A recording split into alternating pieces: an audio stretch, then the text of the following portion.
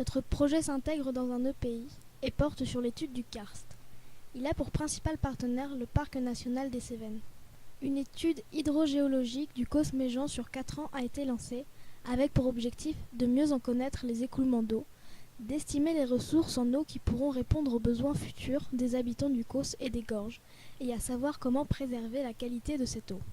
Dans ce contexte, le PNC a fait le choix de communiquer sur les enjeux d'une bonne compréhension de ces phénomènes karstiques.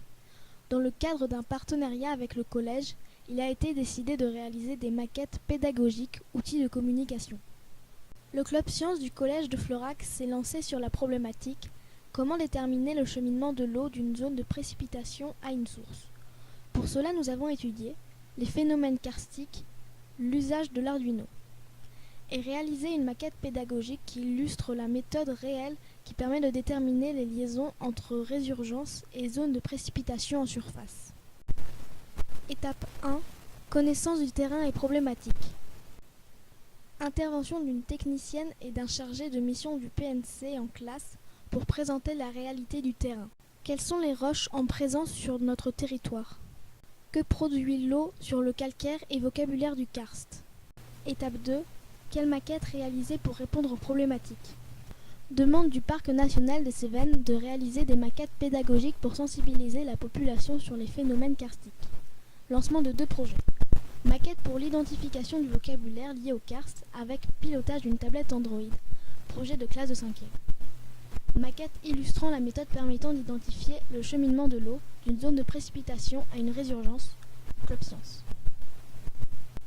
Étape 3. Compréhension des principaux phénomènes liés au karst et choix d'un type de capteur pour la maquette qui illustrera la technique qui permet d'identifier le cheminement de l'eau d'une zone de précipitation à une résurgence.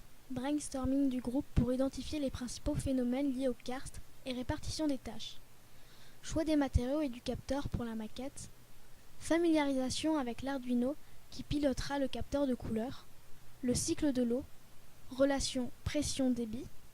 La dissolution du calcaire. L'écoulement des eaux. L'érosion. La formation des stalactites et des stalagmites. Étape 4. Choix des matériaux et du capteur pour la maquette. Recherche sur Internet avec référencement de matériaux, de produits possibles et de capteurs permettant de détecter le passage d'une eau colorée et choix pour conclure. Plaque de plexiglas, nécessité de la transparence. Polystyrène extrudé, nécessité de se façonner facilement et d'être léger. Peinture, nécessité de résister à l'eau. Silicone, nécessité de pouvoir être peint.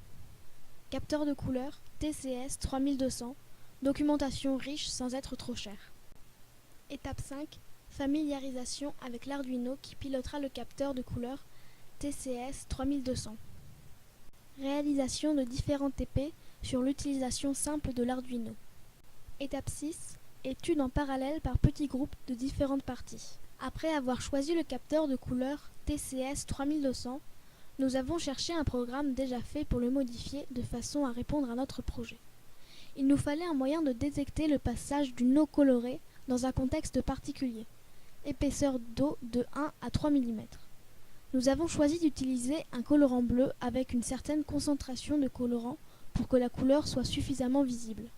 Un autre groupe a travaillé sur l'étude du cycle de l'eau, un autre sur la relation pression-débit, un autre sur l'étude de la dissolution du calcaire, un autre sur l'étude de l'écoulement des eaux, un autre sur l'étude de l'érosion, un autre sur l'étude de la formation des stalactites et des stalagmites.